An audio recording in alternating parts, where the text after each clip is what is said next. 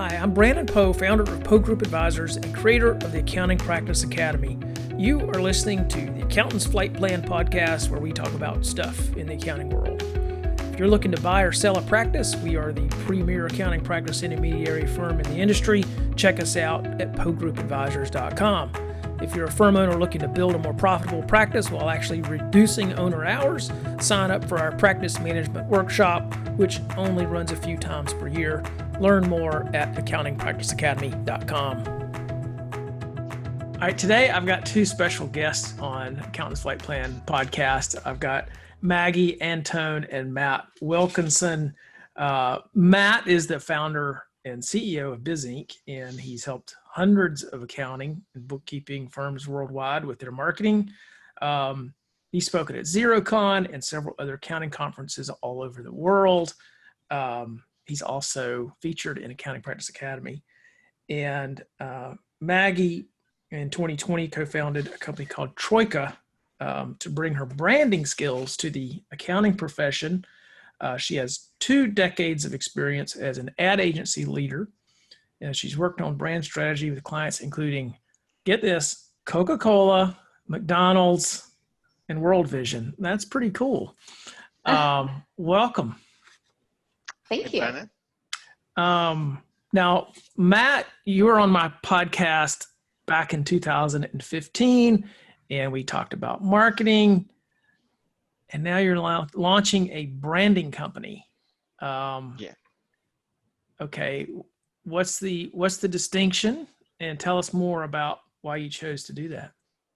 Yeah, cool. Well, thanks for having me here today. And I can't believe it's 5 years ago since we did that podcast. That's terrifying. So, you mentioned that at BizInk we work with several hundred accounting firms, helping them with their website and mainly digital marketing. And there's always been this component where when we're building a website, and we've talked about this, right, Brent, how important the website is in the firm's overall marketing and in its positioning and all of those things. So there's a factor where if we don't have a good brand to work with, a logo and brand values and things like that, it's much harder to build a really good website. In fact, I'd say it's not really possible.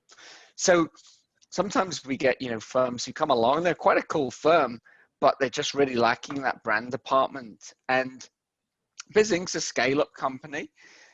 Branding is a very intensive process. Not to say it's painful, but it's involved. And so it's not a thing that we would do. I've thought about it. Should we help there? But I believe in being a specialist in what you do. So BizInk is a websites and digital marketing company. But I've thought about this branding piece for a long time. I think we can probably unpack what branding means a little bit later. Yeah. But Troika came together as kind of by accident and design. So the accident part was that BizInk has just gone through a brand refresh. And we didn't call it a rebrand because they're always scary and take years and years. So we called it a brand refresh. And we hired a designer called Libby Sinclair, who is one part of the 3 of us in Troika. So it's me, Maggie, and Libby. So hired Libby, and she just did an amazing job. And it wasn't just the work that she produced. It was, how the engagement happened and how she took us through. And I thought we were all over our brand. We do scaling up, which is something you know about Vern Harnish and all of his stuff. So it's very much about culture and brand and values. And I thought, we're all over that stuff. But actually going back into it, it was a really good experience for us as a company. Not just me, but the whole company really became kind of invigorated by going through this process. So I started thinking, hang on, here's a really good brand designer who could really help the firms that we work with. But you're entrepreneurial, right? I'm having too many ideas as it is, and I'm like, no, stop it, stop thinking about that. Just focus on what you do. Yeah. And so I was like, I can't do it. I don't have time. I've just had a kid as well, so I'm like, I just can't even think about that. Yeah. And then we were hiring for another role which Maggie applied for and had a really strong resume, but wasn't probably quite the right resume for the role, which you'd probably agree with as well, Maggie, or well, maybe you wouldn't. I think I would. I think I was having a bit of fun. but so seeing Maggie's background, you mentioned some of the firms that she's worked on with branding, was super impressed, and obviously being entrepreneurial again and putting 2 and 2 together and making 5, and I'm like, right, okay, if the 3 of us went in this together, there's something really interesting here, because we've got Libby on the creative side, Maggie on kind of the strategic and the business side of it. Put that together and we've got something really interesting. So it happened. I'll cut long story short. We formed this company Troika. So Troika is the Russian word for like a party of 3, and that there was a lot of 3 type things happening, where there's 3 of us, and it happened in our level 3 COVID lockdown. And there were all these kind of 3 things coming up. So it worked out really well.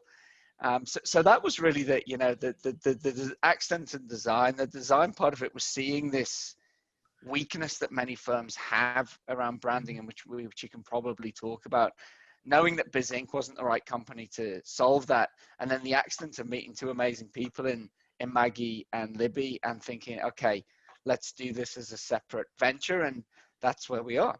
Yeah, nice. I know enough about branding to be slightly dangerous, and I've got a pretty good branding company, and I've done some reading about it. Just we actually had a speaker and EO come and talk about branding, and it's interesting how the psychology of it works, and you see the consistency across different channels, and I find it kind of fascinating how it affects your reputation out in the marketplace, and how people make that, your brains make these little connections that you're not even aware of.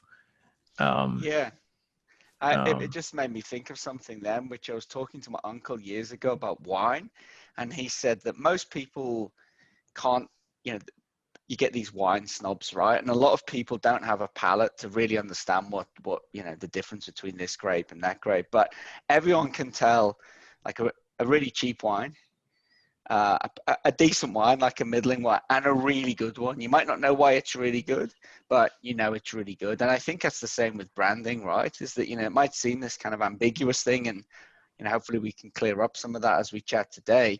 Yeah. But that, those really good brands, everyone can say, yeah, that is the really good brand. They might not be able to say why, but people can really tell what those strong brands are, and why they kind of, why they appeal. It's all those little details. Those little details do add up. Absolutely. So, Maggie, you've worked with some of the most well-known brands in the world. Coca Cola. That's gosh, I can't think of a bigger brand than Coca Cola. What do they know that we don't know? Why do they put so much into branding and so much investment into branding? And then how does that apply to accounting firms? Yeah. It has been fascinating working with these larger firms, businesses, brands, as we like to call them. And brands like Coca Cola, McDonald's, KFC, BP, ExxonMobil, World Vision, they all have kind of the same thing in common, which is if they don't stand out, they disappear. It's absolutely critical for these businesses in order to get growth and their desires to be loved, is to stand out. And in order to stand out, they have to be relevant. They have to have a service that's easy. Your brain likes to do things that are easy, and they have to be distinctive. So they know that, and they work on it consistently. It is always on branding, and they're constantly pulling the levers of whether it's long-term branding, which is that really kind of getting into the brain of the consumer, or if it's short-term kind of sales and promotion that's driving that action to purchase. But if they're not doing both, they know that there is going to be a deficit in some area. And they're businesses at the end of the day. They want to grow, they want to make money. And it's been proven that creative businesses do tend to be more profitable. And I mean, to the accounting firm, what size accounting firms are you seeing that are, at what point does an accounting firm say, I think I really need to invest in branding? I think that it's more about a stage in the life cycle of an accounting firm and their objectives. You could be very small, but have really big objectives for growth and for defining a really strong culture, and really having an ability to differentiate. If you could be tiny and want all those things, in which case you need a really strong brand. You could also be a medium-sized firm and realize, we've got all these things in place, but for some reason we feel like we're just not standing out compared to the competition, and we're maybe being copied. Maybe they're successful, but they're being copied. They're being imitated by up-and-coming firms. And so that's another reason where you need to go, hang on a second, let's look at our brand and see what's going on here so we can really be distinctive and not be imitated. Or you can be at a very large size, but finding that you're plateauing perhaps, and you need to kind of reassess and relook at what's going on and find out how to refresh, or what's your new direction forward. So it really doesn't have to be a certain size. It's more about your objectives.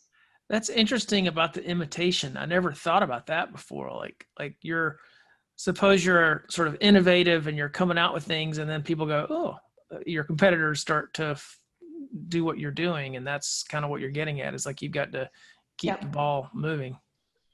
Yeah. And I've I mean, that. Sorry, you go, Maggie.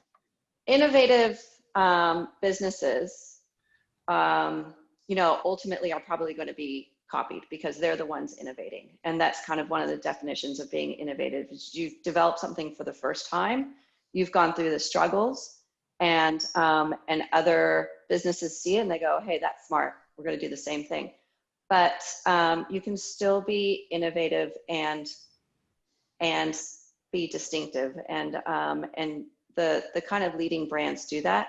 It's not about always changing your brand. A strong brand is consistent, but it has enough defining attributes that to copy it would just be a fake.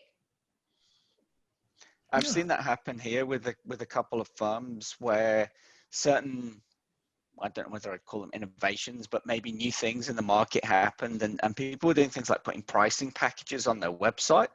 So that was following, particularly in this part of the world. I'm from New Zealand, and so New Zealand and Australia, people were following Xero a lot as that company was growing and putting pricing packages on their website. And several firms copied, not just putting pricing packages, they copied a certain firm's packages line by line. Oh, wow. So I've seen that in the marketplace, and I saw an accountant yesterday on LinkedIn complaining about certain aspects of their brand being copied. And it made me think, I've had other businesses where people have copied things verbatim from us, but I don't think that's a risk, in the sense of, if people are copying you, they're always behind you, right? That's how I see it. If someone's copying me, that's great because they're a follower and I'm the leader. And like Maggie said, that's always going to be kind of phony when people try and copy, because they're not you. You've got to be you, and a proper brand is you. It's not a kind of artificial thing. It's just an extension of your company, your culture, and all of that stuff. Yeah. Yeah, it's a really kind of fascinating thing about the whole copycat. I know some of our stuff has been copied before, and I don't really pay that much attention to them. Maybe I should, but I'm the same. I think, what's the point? You get stuck in this like negative legal battle. What are you going to do? What are you going to win? It's not going to be a victory of any sense apart from lawyers. And then, what's the best thing to do? Keep on innovating. They stay behind you. And those companies, if they're copying you, they're bad companies, in my opinion. So it won't be just that they're bad at. There'll be lots of other things they're bad at. They'll probably not be there in 2 or 3 years. You've just got to keep on doing what you're doing and let them stay behind you. Yeah. Do you think a lot of accounting firm branding looks similar because they're copying each other, or is there another reason for the similarity? Well, go ahead, Matt. No, you go, Maggie, you go, because you've come to this more fresher than me, and I like your phrase, the sea of sameness on this one. I think this is what you saw. This kind of came up when I first met with Matt, and then many conversations afterwards, which is, you look into these accounting brands or financial services brands, and there is this, what I call a sea of sameness. And I think that's really come about because there's been this kind of digital kind of transformation, right? Or transition into a digital world. And that's kind of been even more expedited by what's happened with COVID, and everyone has to have, a digital environment in order to interact. But, and it's really easy, to get a website built and to put things into that digital space. But it's also easy to do it without thinking and asking yourself the hard questions about, well, what do we want to stand for, and who are we, and why are we doing this, and what does that mean to our customers and the people who work for us? And so, I think it's at a point where you now have this space where you're no longer just appealing to your local market. You have a whole digital marketplace, which is great because that really expands your potential market share. But at the same time, you have greater competition. And that means that you have to somehow stand out to be, picked amongst the many choices that consumers have. It's just, I also think that accountants and financial services are doing what they're really good at. They're experts in providing advice in accounting, tax, and to think about things like marketing, branding. It's hard, and they want to stick to what they know. It's always hard to go outside of your comfort zone.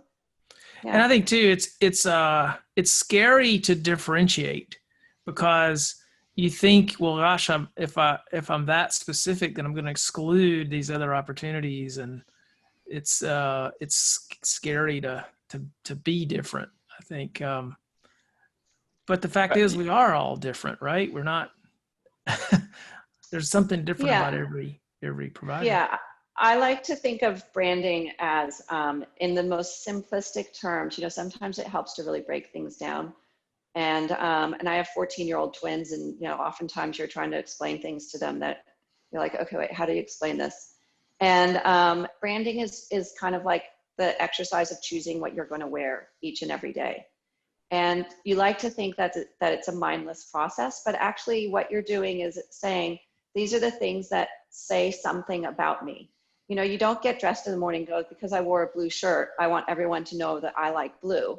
But still, you're making decisions that give other people signals that say something about you. And you do make those decisions. And there's some things you just absolutely wouldn't wear, and some things that you would wear. And that's what branding is. It just defines what you will do, won't do, what you will say, what you won't say, and how you do it. Yeah. That's a great. And just to add to that, I think that's a really great definition. And also that if you don't engage in branding proactively, you still have a brand. It's just not a very good one, right? It's like, using Maggie's example, probably pulling it a bit too far, but it's like maybe turning up with like a shabby suit on, or you've not combed your hair or something like that. If people visit your website or look at your street sign or whatever, and it looks shabby, then they're making judgments about that. And I have personally experienced, I'm sure you have as well, Brandon, where you meet a firm and they're really cool, yet if you looked at their website, you would think it was like the most old-fashioned terrible firm that, that you'd never seen. Yet behind the scenes, they've got this cool business. So, you have a brand whether you like it or not, and you might as well have a good one. Well, let's take a look at it going. I'm actually going to share my screen. Okay. And you have a website I could pull up that's a really good site? Could we do that? Oh, you're putting me on the spot now. Okay. All right. We don't have to. I can come up. I mean, I have a few. Okay. One that I've kind of been sharing with the team that is new, and it's kind of a disruptor, but it's called Lemonade. I'm trying to think the best way to search for it, but it should, if you type in Lemonade Insurance, and I've worked with a few insurance, kind of some of New Zealand's bigger new insurance businesses. Did you lemonade.com? That should be it. Okay. I'm going to share it. We'll share it so the people who are watching this on YouTube can see it. There it is. Forget everything you know about insurance. Yeah. So this is an example of where they have basically looked at the insurance industry and gone, it doesn't need to feel so cold and unfriendly, and if you look, insurance businesses are also suffer from kind of the same. Mm-hmm. And they've really used a style that makes it friendly and gives it a real personality. Yeah, it does have personality. Like cat's tail black and white. Yeah, it's black and white with a pop of color. Yeah. But also it's an online experience. So it's a combination of digital, AI, and human. And so they're really bringing that through with a friendly user experience. If you look at it, it feels very relevant to the world of insurance. You're seeing a house with contents and things living in it. And, but it's distinctive, but it's not distinctive in that it's oddball distinctive. It's distinctive in that they have their own unique style. Yeah. But it's insurance at the end of the day, which is one of the most painful grudge purchases, but it feels, you like it. Yeah. I it's funny. We look at a lot of sites, and I think you mentioned this earlier, Matt, you know it when you see it. You just, you can't describe why, but you know it when you see it. And this looks so clean and fresh. And it's like you say, it's the experience of it is very easy going. Cool. I think it's a really good example, this one, because compared to accounting, right, is that you can have a true point of difference. And obviously in Accounting Practice Academy, you help firms try and define what that is. But even, let's say, I know a lot of accounting firms in the States who work with dentists. I mean, when I say a lot, I know a few, there's a few.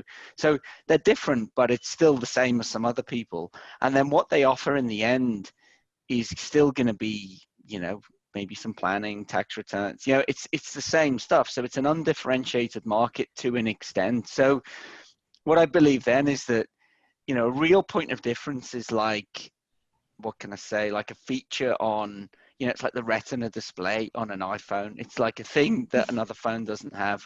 Whereas to the business owner, a tax return is kind of like a tax return, right? And that's not a negative. It's just what then you've got left to differentiate is a big part of it is branding, right? It is branding, which I would say positioning comes into that, is that if I get insurance off Lemonade, this looks way better than who I get insurance off, actually. That site's pretty boring. But I bet day to day, week to week, there's no difference, that the money comes out my bank. I might make a claim every couple of years. So the actual thing is pretty undifferentiated, but it's looks like a world of difference when you visit their two websites. And so I think that really translates well to accountants who, they might have like a niche industry or something like that they work with, but it's not dramatically different from another firm who works from a niche industry. So that's where branding can really create something unique for them. Yeah. And I think you can say, like, what this says to me about this company when I'm looking at it is like, we're easy to work with. Right. And I would imagine if I were going to make a claim through them, hopefully that experience would be consistent with the website experience and they'd be easy to work with. Or if I called customer service, they'd be easy to work with. And I think that is a good, that's how, as a consumer, that's how I think people think. And that's why I guess I'm answering the question, why is branding important? And that's, to me, that's what I would think. Well, here's another exercise you could do. Me and Maggie were chatting about this yesterday, is if you took your website, your firm's website, and you got your other competitors' websites, and you took off the logo and the name, what would make them substantially different? You know, because if you took off, we were talking about Apple. Like everyone always throws out Apple as the I've just done it with the Retina display, but they're always used as like the, you know, the paragon of branding or whatever. But if you took the Apple logo off their website, you still know it's the Apple website. You would just know, and it would be, you'd think this is cool, it looks easy to use and all of that. If you went to like the Hewlett Packard website or Dell or, you know, any of those other kind of generic PC brands and took their logo and colors off, you would not know it was them. They've got nothing unique about their brand. So I think that if you think about that from an accounting firm perspective, you know, all the things you just said about this website, they look easy to use and all of that. If you're being kind of comparison shopped as an accounting firm and somebody's searching, so they've come from Google, they'll have your firm's website open in a tab and maybe 3 or 4 others. So what's the thing they're going to make that decision on?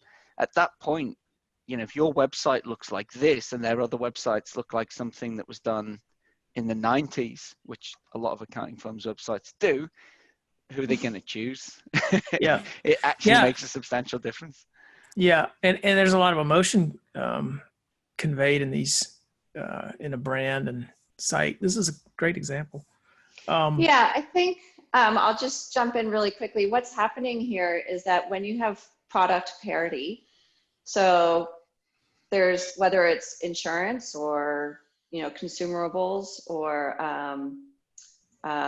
accounting services, you then have to distinguish yourself through the experience, right? So when you're all delivering the same product and there's really very little ability to differentiate through the product, the experience and the service is really what you're going to be, what you should be marketing, what you should be branding.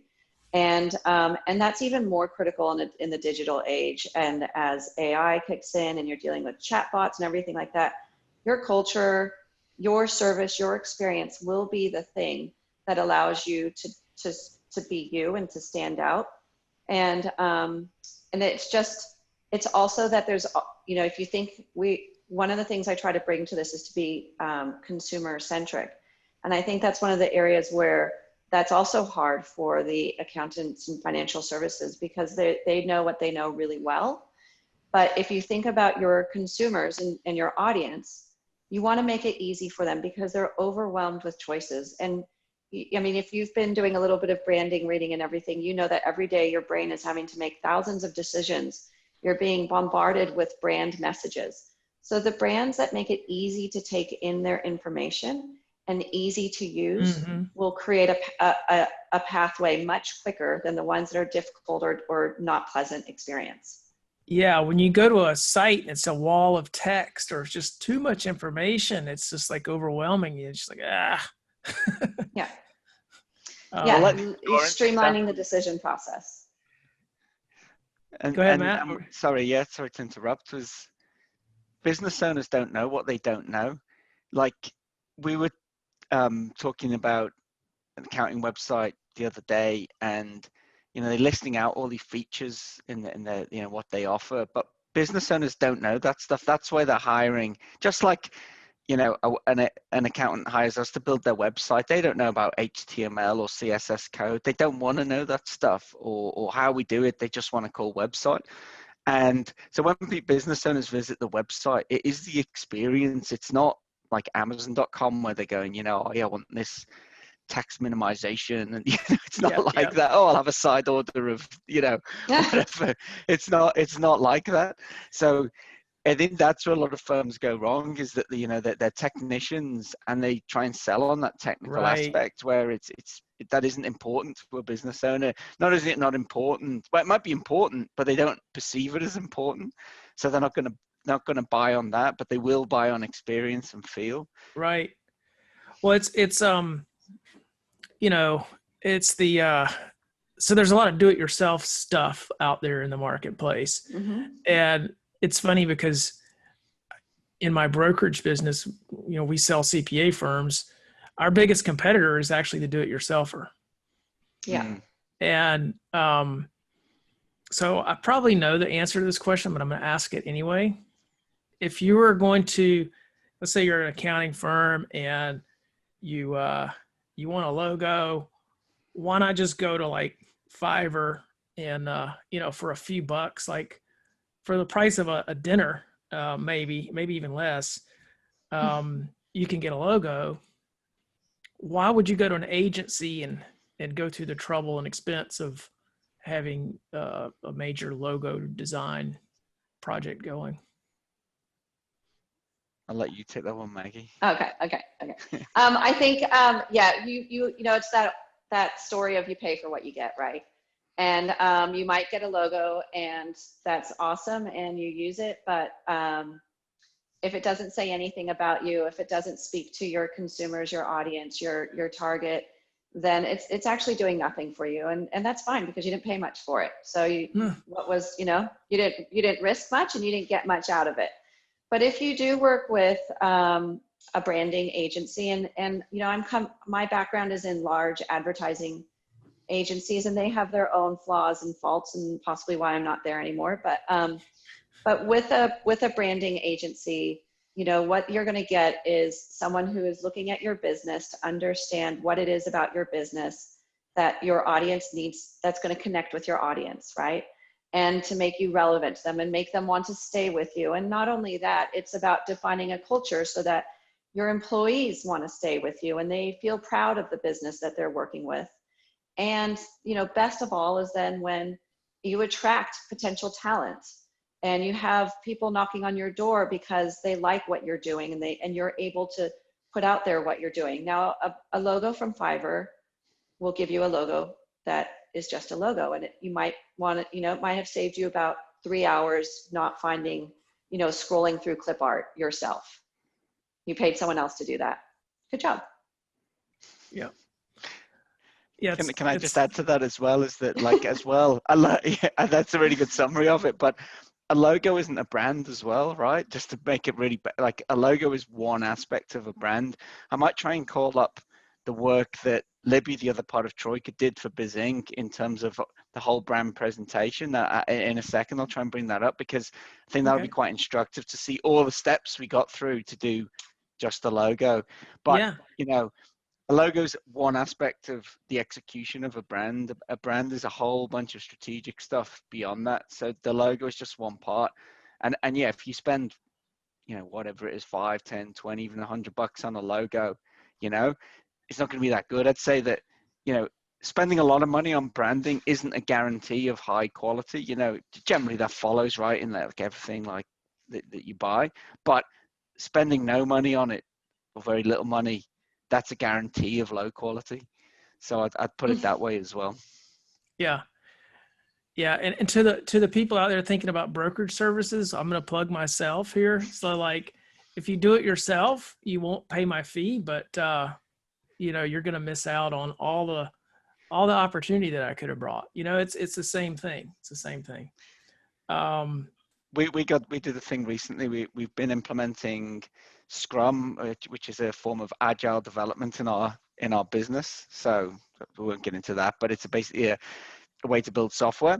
And the guy who was coaching our development team he said, like if you do, you pay for it one way or another. So he was talking about planning, right? It's like if you don't do planning, you pay for it later. So you're going to pay for it.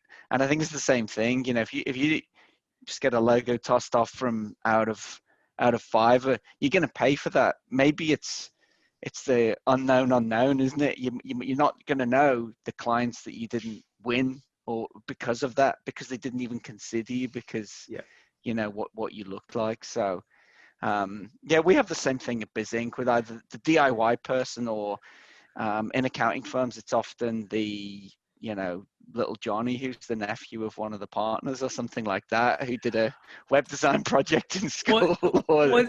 It's funny. So we always ask our clients who are selling, like, tell us about your strengths of your business, right? And one of the things was, we don't do any marketing. We don't spend any money on marketing.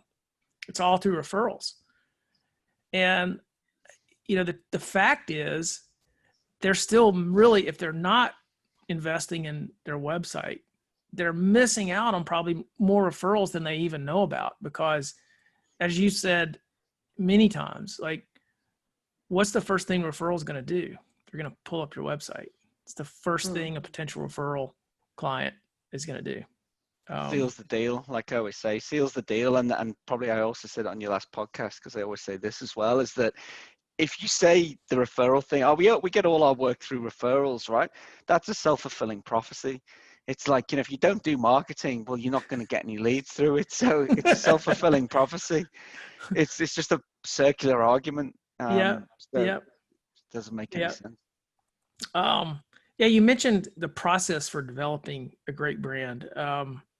What do you want to talk about that, Matt? Like the process you went through, or? I can bring that up. I'll maybe let Maggie sort of talk about that, because she has 2 decades of experience. Yeah. Like you said. I've got 2 decades of experience in business now this year, so that's gone quickly. But I'll let Maggie do that as I bring up what we did at BizInk. Yeah, and even though I wasn't part of the rebranding process for BizInk, what talking to Libby since then, it's very much, she followed this kind of path, which is, the first thing is just what I call investigation. So Brandon, let's say you are my client. I would unfortunately ask you a lot of questions, and that's one of the things about that are one of our values and principles, is that we're curious. We're one of those groups of people that we innately want to know more about you, and we want to hear from you. We want you to do the talking. So it's our chance to listen, and we're going to keep asking questions until we can really get a good sense of, what's your purpose? What's your reason for being? Why is Brandon here doing his brokerage thing? You didn't just wake up one day and decide to do it. There's things that led to it. And you also have dreams and desires, and we need to hear about all those things. And once we can kind of shape this picture of who you are, then it's about putting together a plan and a strategy. And that will define, that's going to say, okay, Brandon, this is what you stand for.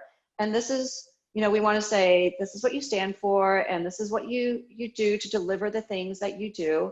And this is who you're going to do it for. It's really important to define who it is that you're trying to reach out to, your ideal client, or what the things that the area that you may be in a certain place where you're like, I'm getting these types of clients, but I really want these types of clients. And so we need to look at that and look at your competitive set and look at where the noise is and look at where the free space can be for you to move to, and really define this kind of market that says, this is knowing what you want and knowing who you are and how you want to do things. This is where you can really have the greatest potential. Where you are now, you're lost in noise and there's clutter, or you're kind of operating in a space that you could shift a bit and get more out of it. And then your objectives are absolutely critical, right? And they have to be smart objectives. They have to be objectives that are like, within a year, we can look back and say, yeah, so you really wanted to kind of grow, maybe it's the size of business, or it's the share of wallet within the business you had, or it's the type of businesses that you wanted to attract. And we need to be able to go, what's the ability? I lost you for just a second. I think we had a Zoom. I think we're back. We're back. Sorry, go ahead. Yeah. So it's really just about defining that really great place for you to thrive. And then it's about delivering a toolkit that will allow those things to happen. And that toolkit it'll be your website, it'll be your logo, it'll be how you sound, it'll be a tone of voice. It'll be the thing that maybe you put on a voicemail message that says, or on your kind of, your email signature, or all your different touch points that are potential places for people to experience your brand in your own distinctive way. You know, what was interesting as you were describing that, I've been through that process before. And not only does it result in a sharper marketing package, if you really take it to heart, it can result in a sharper business. Like you can you're actually making strategic decisions that started with a marketing shift, and it comes back and you realize, wait a minute, I don't need to be doing this in my business anymore. Or I really want to take my business into this direction or that direction. So I find that there's a lot of value in just the process you described, not only in the marketing products, but the actual strategy. That's did you experience that, Matt? Yeah, if I can share my screen, I've kind of got something that will show that exactly. Let me just call this up. So like I said, there's a lot behind our brand, and this is our kind of evolution. You can see my OPSP there, Brandon. You'd be proud of Vern Harnish stuff. So that's all about your brand. I was hoping when I opened this. But so we've got this on screen here, and these are the kind of our vision, our mission, what are our values and behavior, personality. So we run through all of that stuff. We're looking at our competitors and where we sit, on an axis with them. Wow. We compare our logos. These are just some of the logos we like. We got to things called mood boards. So these are really powerful, where we're actually saying, okay, what are the kind of other brands that we like? So this one, we actually went through 3 mood boards, 2 of which we really liked, 1 of which we didn't, and we ended up doing this with the whole team. And so I think that's something that your brand isn't just for your customers, like we talk about that, but everyone thinks about brand as, like, we talked a lot about growth and all of that. But I think there's a big aspect of brand which is about your existing customers and also your team. So in terms of the team aspect, I would say it was a real catalyst for my team, because they felt proud of this thing there. They were involved in this process. This is who we are. We went back to our values, and then it's like it becomes an outward reflection of who we are. I was just thinking about that as you were describing that. We posted our values on our website, and not only is it, when you initially create it, it's something that they can refer back to, right? It can be really great forward guidance. Like if they encounter an obstacle with a client or whatever, a decision that they're having trouble with, well, go back to the values, maybe your answer is right there. Especially if you're trying to manage a growing team, they have to make decisions when you're not there. Otherwise, you haven't got a scalable business. And that's what your values are really for, isn't it? It's like just the example you set, how do you make a decision? Well, go back to the values. You don't always have to ask, go through some hierarchical chain. Everyone should be able to make those decisions which are, on brand. So we went through this mood board. This was the one we used, and that got developed up into this evolution of our logo. So this was our old logo, compared with competitors, and we started to evolve that. So we went through these different evolutions. So these ones that we didn't choose, and in the end, we started moving towards this one. We didn't like the ones. That's actually how those eyes were in that font, but we thought it might look a bit too much like numbers and us trying to make some kind of clever play on accounting, which seemed a bit forced. So we evolved it some more, kept going, and eventually settled on that one. And then we got to our brand guidelines. So we've got this whole document which encapsulates all of that stuff. So you can see the logo, different treatments of that. Very nice. We've got this thing called a finial. You've got these kind of technical guidelines. We've got an icon as well, so that's obviously useful in like a digital environment. And so we've got our colors. Yep. And so you can see we've even got our tone of voice, how we do all of this stuff, graphic elements, and photography. So we've got these elements that go through the photography. Oh, So cool. you can see how I like that. It's not just a thing on, if you go to Fiverr, you get a bit of clip art, and there's, to me, the logo's almost like, I was talking about this with Maggie the other day, is, that you probably heard about, like, the big reveal is this thing in design, right? It's like, the designers turn and they go, ta-da, we've done this thing. And the scary thing about that is that, the client might turn around and go, I hate it. Whereas a really good design process, and this is what happened with Libby, which is a big reason why I've gone into business with her, is that it wasn't a big reveal when we actually saw the logo in the end and you could see that evolution.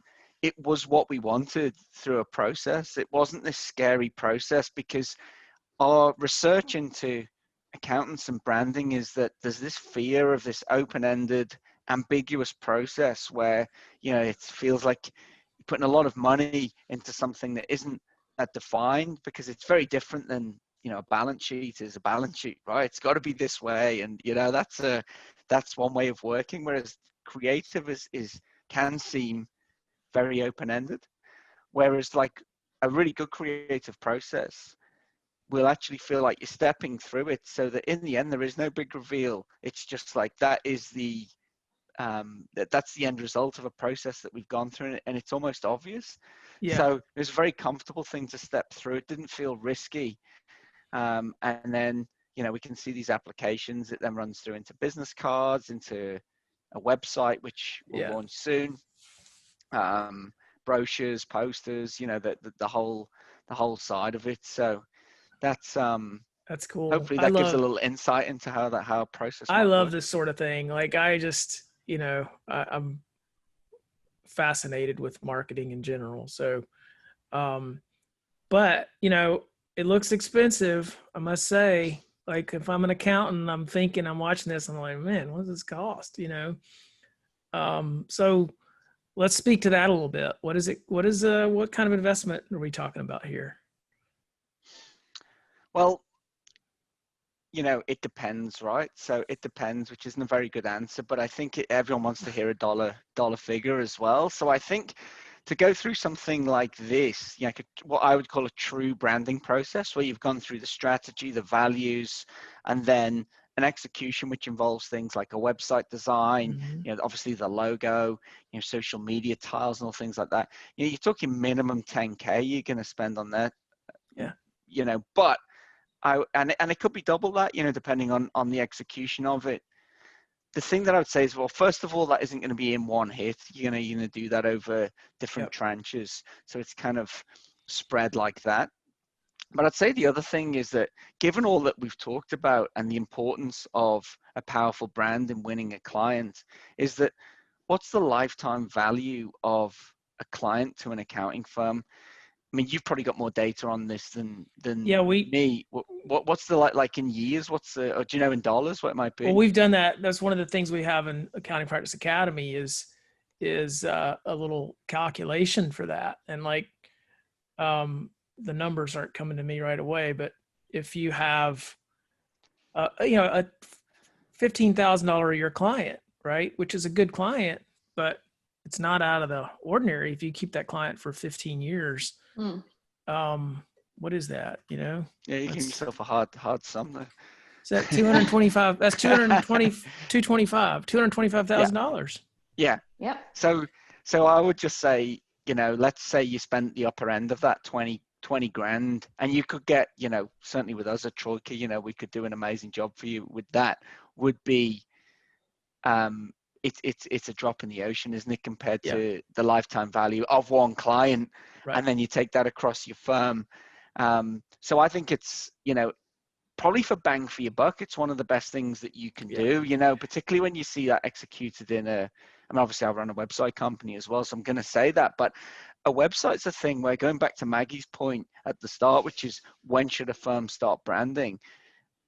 One of the great things about the digital world is, both in terms of like the internet and digital tools and all of that, is that you can look amazing when you're just one person working out of your office, which you couldn't really do in the past. So I think it's one of the best investments that you can make of anything that you do. Yeah, you're preaching to the choir. marketing, back to the EO Vern Harnish example, one of the things Vern says is that the most business people underspend on marketing. It's like the biggest missed opportunity for most business owners. And it's definitely true in the accounting world. I can give you some numbers to that because I've done the research on it. Yeah. So most firms spend about 0.75% of turnover on marketing. Wow. And I've looked at that from different sources, right? And there's a zero report on marketing spend of what they call large firms. And this is in Australia. They did it in the US as well. I can't remember but I'll use the Australian example because the percentages work. So they call a large firm over 4 million a year revenue. Mm-hmm. And they spend 30,000 a year on marketing. That was the marketing spend, which is pretty poor, isn't it? Right? And if you look at like a growth company, you would be spending like 20% at least. Yeah. I mean, a real growth company, well, take Xero, for example. In that year, I ran the numbers on it. They spent 48% of turnover on marketing. And I mean, they've got, they've got investment capital behind them and all of that. But if I'd say everyone would agree, like if you want to grow, you need to spend money. Yet so many firms don't spend money, yet still expect to grow exponentially, and it just won't happen. You might get a few referrals and all of that, but you need marketing to grow exponentially. Yeah, and if you're doing it strategically like this, you're going to grow the way you're going to grow strategically. So Maggie, go ahead. Yeah, I just want to say, I get it that marketing is hard. It doesn't come natural to everyone, and it is, especially in a world where you're an expert in something that's so incredibly opposite of marketing. And the thing where branding really helps is that if you know what you're trying to say about your own business and about the service you're providing, it makes it so much easier. Right? When you have a strong brand and you're able to define what it is about you that is your strength, as you were saying earlier, then marketing it actually comes a lot more natural because you're just speaking for your own strengths and your own expertise, and going through a branding process defines those things. When you don't know those things, it feels really scary. You feel like you're just kind of, floundering in the dark, and that doesn't feel good. And at the same time, you're throwing money behind it as well. And so I can understand why there's this low spend towards a marketing investment. And I think the people who are running businesses who value branding will also value the investment that it goes into having a strong brand and knowing what it delivers for them. And for the people who are running businesses that think that it's kind of just a waste of money because we're just getting referrals, that's fine. They're just, that they can continue down that path. Yeah, very cool. I know we're coming up on the hour mark, and but I always like to get a book recommendation from our guests. So any favorite books, any great books that you have read and want to recommend to our audience? Do you want to go first, Matt? He reads a lot of books. I read a lot of books. He's always telling us about what book he read. I'm reading a lot of. The last book I read was a Chinese sci-fi novel, so I'm not going to recommend that. Not in Chinese. Do you know what? You might not know this, Brandon, but I actually did an English literature degree. So how I've ended up running accounting, marketing businesses, I don't know. But I'm going to say The Complete Plays of Shakespeare, because that will give you everything you need to know about life is in those plays. Human nature, right? Everything you need to know. Yeah. And cool. 3 recommendations would be Macbeth, The Tempest, or The Winter's Tale. They're 3 of my favorites. Can't go wrong. No one has ever recommended those books on my podcast. Those are awesome. There you go. Now you've inspired me. Huh. Okay. Gosh, I feel a little bit shallow now, but for me, they're books that I go back to when I feel like I'm kind of looking at things that I find really ground me and give me sort of the vision that maybe I'm missing in my life at a certain time. But The Alchemist is a book that I love going back to read. It's not a long book. It's not a hefty book. It's certainly not Shakespeare. Is that Paulo? But, yeah, Paulo Coelho. Yeah. You know what? I don't know how to. I'm possibly butchering his last name. Yes. But to me, it's just it's that sense of being open to the present and going along for the journey. And it every time I read it, I feel like it has a good message for where I am in my life. And I don't know how it does that. It's amazing. I've read that book. Now I want to go back and read it again because it's a nice go back and read it. It's Yeah. such a great story. Yeah. Awesome. And then the other one that's kind of deeper and but also just gives me a real great sense of kind of purpose is Viktor Frankl's Man's Search for Meaning. Yeah. And my background does go back into my father's Hungarian, and we have ancestors that have gone through things like Holocaust survival and things like that. But it just, that sense of, lots of things can be taken from you, but you always have the ability to control how you respond and to determine how you respond with, whatever attitude that you choose. And they're both like really great books, I find, for when you're just looking for that kind of grounding thing for you at the time. Yeah. Yeah. Awesome. Well, those are great. I thought you said you weren't going to go deep. I thought you said you weren't going to go deep, Maggie. Well, it's not Shakespeare deep. deep. Okay. My shallow one that I love is Cheryl Strayed's Wild. It's just an incredible adventure and journey, and it's such a great book. Cool. Always a good read. Well, thanks, guys. You gave me some really good book recommendations, and I must say all of those are unique book recommendations. So thank you for that. Real quick, what's the best way for people to follow you and connect with you?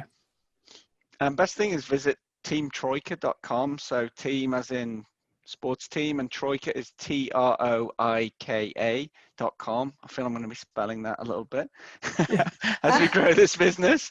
Or you can email hello@teamtroika.com as well. And we can get back to you.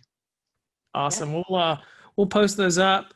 All right. Well, thank you guys. Any last minute thoughts or I guess we're all set. If you have any other questions, let us know. But thank you so much for the chance to talk. Yeah, this has been really fun. So I've enjoyed it. Thanks again. Yeah, thank you. Good to meet you. Thanks for listening to the Accountant's Flight Plan podcast. If you like what you heard today, please follow us so that you can get updates when new episodes are released, and share our podcast with your friends and colleagues. You can also follow Poe Group Advisors on social media. Please visit our website for more information at PoeGroupAdvisors.com.